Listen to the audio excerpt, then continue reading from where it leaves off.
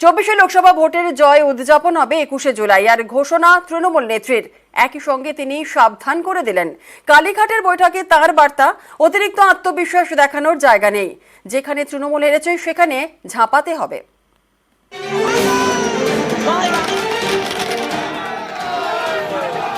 একুশের পর 24-এও বাংলায় সবুজ ঝড়।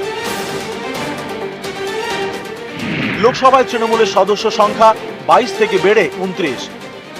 আগামী 21 জুলাই এই জয় উদযাপন করবে তৃণমূল। সবাই মিলে যেন শান্তিতে ঐক্যবদ্ধভাবে বাংলা যেভাবে আগে চলছিল সেভাবেই যেন চলে। আমরা এই জয়টা ডেডিকেট করব প্রতিবারের মতো 21 জুলাই, কারণ ওই দিনটা আমাদের শহীদ তর্পণের দিন, ওটা জনগণকে ধন্যবাদ জ্ঞাপনের দিন। শনিবার দলীয় নেতাদের নিয়ে কালীঘাটে বৈঠক করেন মমতা বন্দ্যোপাধ্যায়।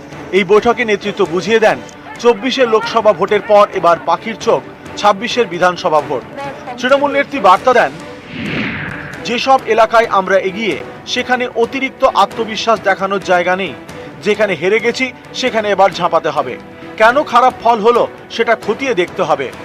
2019 লোকসভা ইলেকশনে আমরা 161টা সিটে অ্যাসেম্বলিতে এগিয়েছিলাম, আর বিজেপি এগিয়েছিল কিন্তু 121টা সিটে। এবারে অনেক জায়গায় মিথ্যে কথা বলছি বা খাওয়াচ্ছে। এবারে 2024-এর ইলেকশনে 192টা সিটে আমরা এগিয়ে আছি, যেটা আমরা ছিলাম 19-এ 161টা, আর বিজেপি এগিয়ে আছে মাত্র 90টা, যেটা আগের বারে ছিল 121টা। তৃণমূলের শীর্ষ নেতৃত্বের পাশাপাশি লোকসভা ভোটের প্রার্থীরা এবং জেলা স্তরের নেতারা এদিন কালীঘাটের বৈঠকে ছিলেন। এদিনের বৈঠকে 24-এর লোকসভা ভোটের ফল নিয়ে পর্যালোচনা করে ঘাসফুল শিবির। বহরমপুরে অধীর চৌধুরীকে হারিয়েছেন তৃণমূলের ইউসুফ পাঠান। এই নিয়ে মমতা বন্দ্যোপাধ্যায় বলেন, ইউসুফ পাঠান জায়ান্ট কিলার। গোটা মুর্শিদাবাদ জেলাকে সাধুবাদ দিতে হবে। পাশাপাশি যেসব জেলার ফল খারাপ হয়েছে সেখানে এবার তৃণমূলের বাড়তি নজর। মালদার 2 লোকসভা কেন্দ্রেই হেরেছে তৃণমূল। এই জেলার কোনো বিধানসভা আসনেও তৃণমূল এগিয়ে নেই। 2 মেদিনীপুরের 16টি বিধানসভা আসনের 15টিতেই পিছিয়ে তৃণমূল। বাঁকুড়া জেলার একটি আসনে জিতলেও অন্যটি অল্পের জন্য তৃণমূলের হাতছাড়া হয়েছে। বিষ্ণুপুরে তৃণমূল প্রার্থী সুজাতা মণ্ডল হেরেছেন 5567 ভোটে।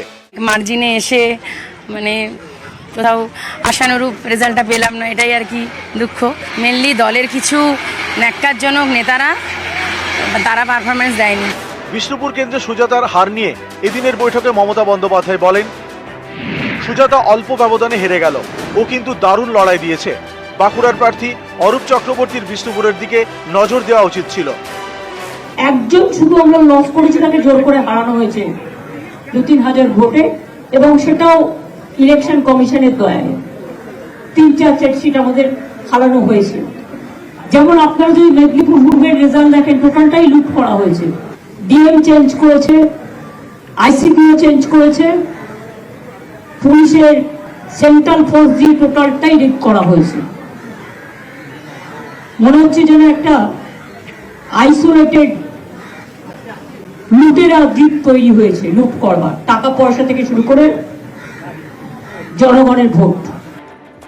শনিবারের এই বৈঠকেই সংসদের নেতা ঠিক করেছে তৃণমূল। লোকসভার দলনেতা সুদীপ বন্দ্যোপাধ্যায়, ডেপুটি লিডার কাকলি ঘোষ দস্তিদার, মুখ্য সচেতক কল্যাণ বন্দ্যোপাধ্যায়। রাজ্যসভায় তৃণমূলের দলনেতা Derek O'Brien, deputy leader Sagarika Ghosh, মুখ্য সচেতক নাদিমুল হক। নিউজ 18 বাংলা।